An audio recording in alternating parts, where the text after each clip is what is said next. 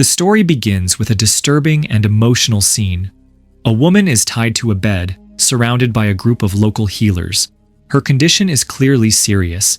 She appears possessed, her body shaking, her expressions wild. A small, scared girl watches all of this unfold. She walks closer to the woman, her mother, and the mother gently reassures her, saying, "Don't be afraid, everything will be okay." The little girl replies bravely, "I'm not afraid. I'm strong." But suddenly, the woman's face and voice change, becoming frightening. In a terrifying moment, she grabs her daughter's hand and scratches her with her nails, hurting her. The scene cuts abruptly. We then jump forward many years. In a remote village in Veracruz, Mexico, we see a woman locked inside a dark, old room. Her face is covered, and she's clearly being held against her will. She shouts for help, insisting she hasn't done anything wrong. She says she's an American citizen and a journalist working on a documentary about local culture and traditions. The man guarding her, a serious-looking older man named Javi, doesn't respond. He simply asks her in Spanish, "Did you go to La Boca?" Why? This woman is Cristina Lopez, the grown-up version of the girl we saw earlier. She explains that she went to La Boca, a forbidden cave, as part of her research for a story. But Javi doesn't say much. He remains cold and distant. Cristina begs to speak to her cousin Miranda, saying she'll understand. The moment Javi hears Miranda's name, he looks surprised, but still doesn't let Cristina go. Cristina begins to notice strange symbols carved into the walls of the room.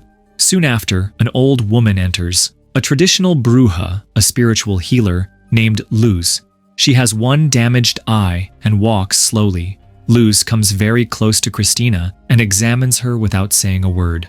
Then she speaks to Javi in Spanish, and immediately, they force Cristina to drink goat's milk. She cries and resists, but they don't stop. That night, the weather is stormy. Cristina is chained to a pillar. She tries to escape by rubbing the chain against a sharp stone, but fails. While stuck in that room, she begins to remember everything. Through flashbacks, we learn Cristina is indeed a reporter from Los Angeles. She had traveled to Veracruz to explore and document ancient rituals and local beliefs.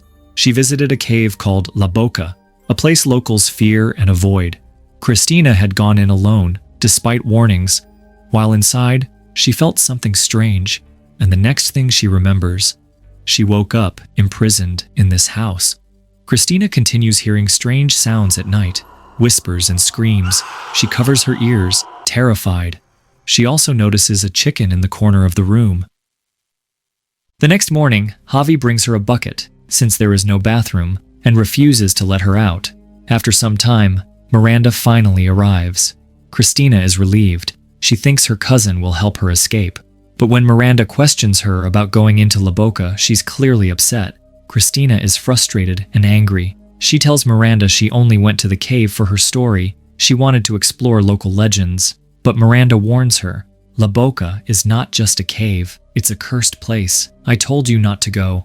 Cristina laughs it off. She doesn't believe in curses or demons. But Miranda explains that Cristina didn't come out of that cave alone. She brought something back with her.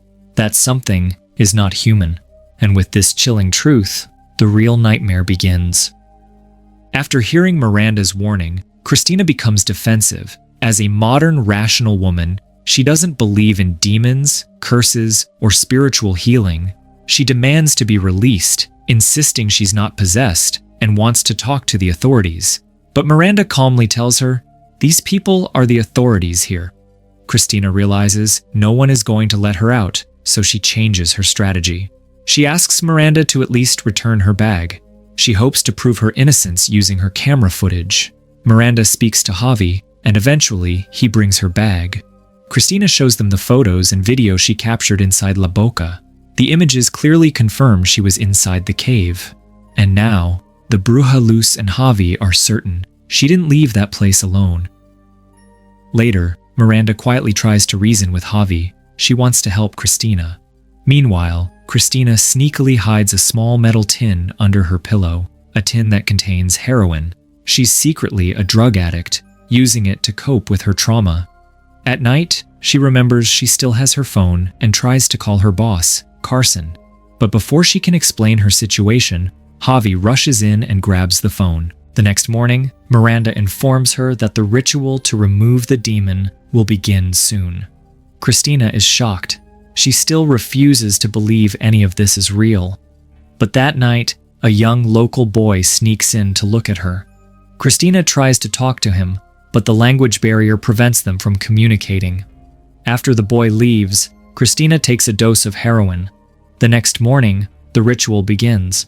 Luz enters with Javi, carrying ritual tools. She begins chanting and smearing blood on Christina's skin. Miranda translates for her, explaining that Christina must notify them the moment she sees the demon. Christina, confused, asks, "And if I don't see anything?" Luz just laughs and replies, "You will." After the ritual, they leave Christina alone, chained in the room. Nothing happens at first. Christina, still skeptical, pretends to see something. She screams dramatically, faking fear, hoping they'll let her go, but no one is fooled. She gives up, frustrated and exhausted. But soon, something truly horrifying happens. 2 black snakes suddenly crawl up her back and begin to wrap around her. Christina screams for help, but no one comes. Just as the snakes are about to bite, Luz and Javi rush in and intervene. Luz draws a symbol on the wall where the snakes attacked, a symbol with 2 serpents, marking the progress of the demon's stages. Christina is traumatized, but still struggling to accept what's happening. She lashes out at Miranda, asking why she didn't come sooner. Miranda finally reveals the painful truth.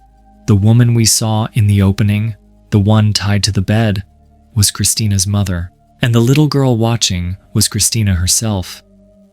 After that terrifying possession, Christina had been taken away from her family and raised in America.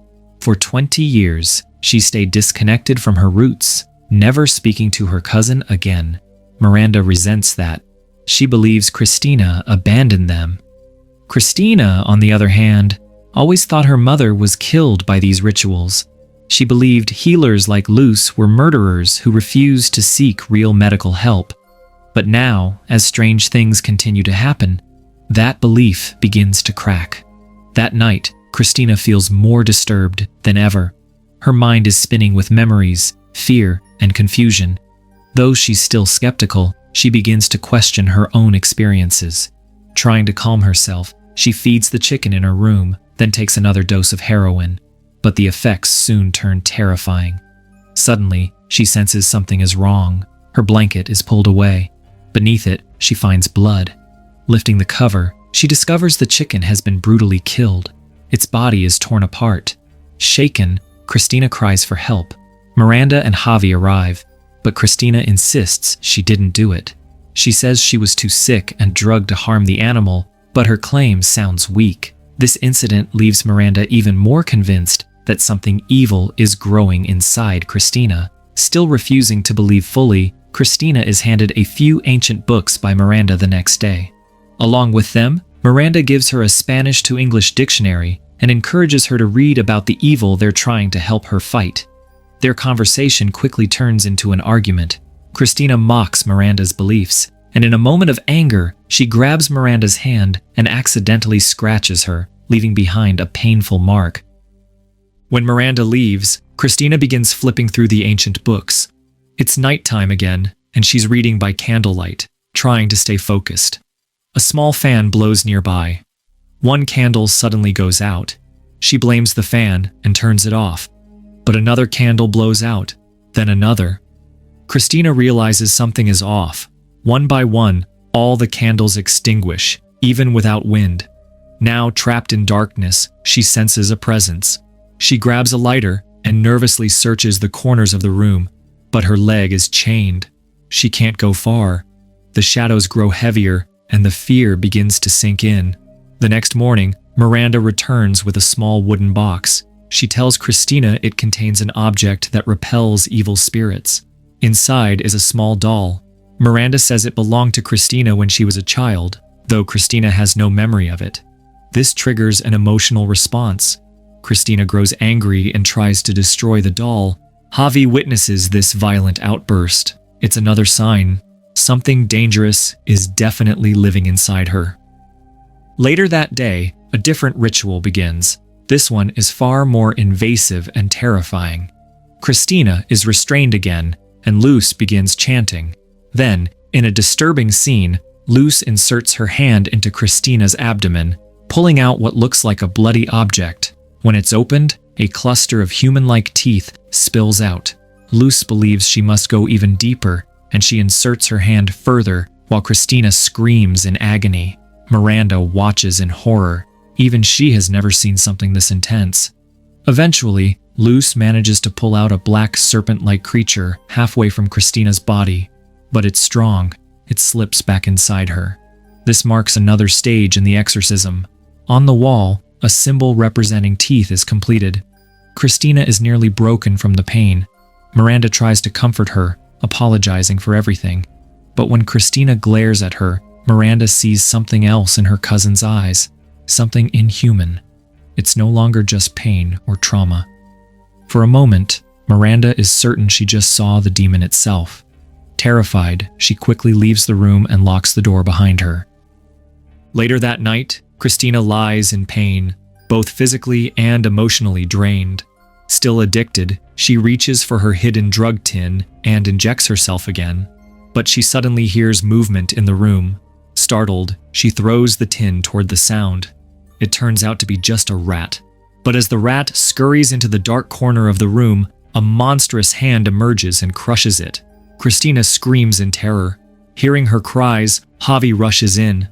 Christina points toward the dark corner, clearly terrified. Javi begins chanting in Spanish and walks toward the spot. But before he can investigate further, Christina attacks him. She injects him with her drug, knocking him unconscious, steals his keys, and tries to escape. She runs to the front door, but something invisible blocks her. It's like an unseen wall. She can't get out. No matter how hard she tries, she's trapped. The Brujos had already prepared for this. The house is sealed. Soon after, Christina begins to vomit. Strands of hair come out of her mouth, a disturbing sign that the demon's hold is growing stronger. Luz watches silently. She doesn't stop her. Christina finally accepts the truth. She's possessed, and no escape is possible until the demon is removed. Now, she's ready to face it. Later, she sincerely apologizes to Javi when he regains consciousness. She also tells him she understands now. The threat is real, and she's ready to fight it. For the first time, Javi speaks English, revealing he understood her all along. They have a deep and emotional conversation, sharing their painful pasts. Christina admits she never believed in any of this because she thought her mother died because of a ritual like this. But now, having seen it herself, she realizes the danger is real and personal. Christina studies the ancient texts more carefully and learns about the demon inside her, Posteki, the death god of broken things. This entity feeds on people who are already damaged, emotionally, spiritually, or physically.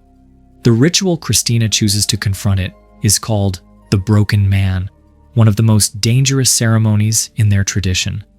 It causes extreme physical suffering, as if every bone in the body is shattering. Despite the risk, Christina insists on going through with it. Miranda helps her film a video message, just in case she doesn't survive, asking that no one blame the healers. The next day, the final ritual begins. Christina is nailed to the ground with 3 spikes, locking her hands and feet. Luz begins the chants. Christina's mind slips into a dreamlike state. She finds herself back inside the cave, La Boca, and sees a boy who's actually a form of the demon. She walks deeper into the cave and sees herself, her soul still trapped. A sudden attack leaves her blind in one eye in the real world. When she regains consciousness, she warns the others. But it's too late. Posteki has revealed its full form. Luz sacrifices herself to pull the demon's heart into the open, then destroys it, dying in the process. The demon leaves Christina's body. The ritual appears successful. Posteki has been pulled out of her body. Christina, Miranda, and Javi bury Luz with deep respect.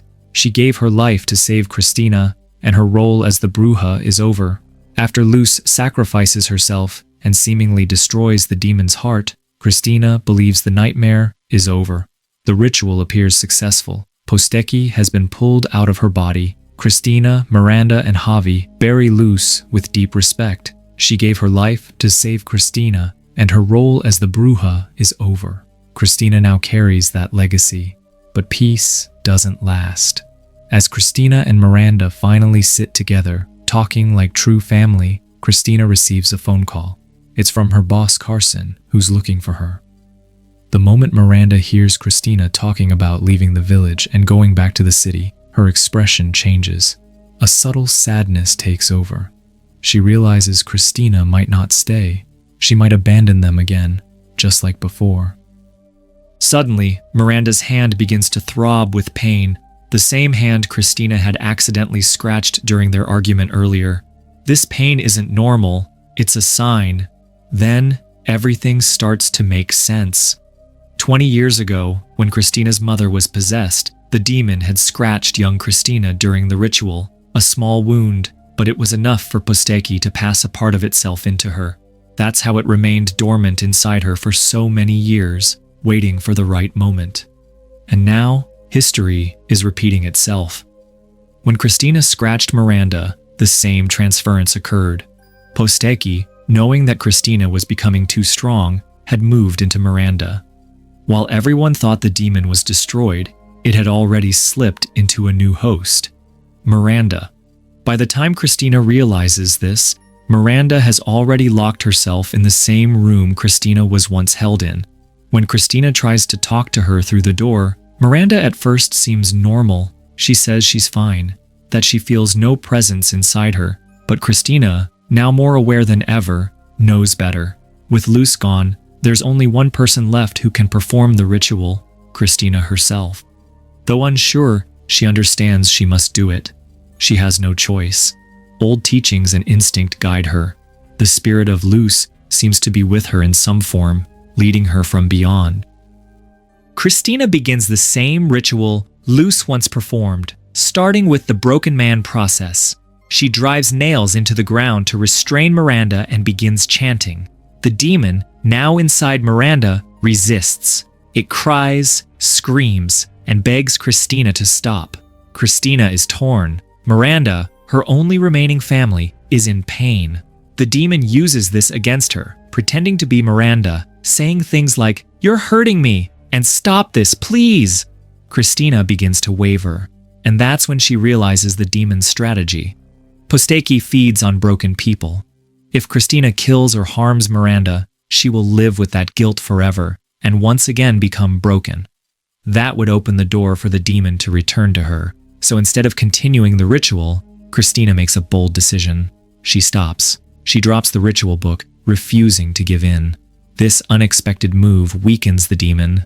Enraged and exposed, Posteki is forced to leave Miranda's body and emerges into the real world in his terrifying true form. His power is weakened. Demons without a human host are never at full strength. But Christina doesn't flinch. Instead of running, she calmly sits down in front of the demon. As the demon moves closer, Christina watches silently, and then, in a sudden move, she grabs the chance. With precision and strength, Christina tears open the demon's chest and pulls out its heart, a pulsing, dark, powerful core that fuels its existence. Without wasting a second, she throws the heart toward Miranda. Miranda, still recovering but alert, catches it and destroys it. That's the final blow.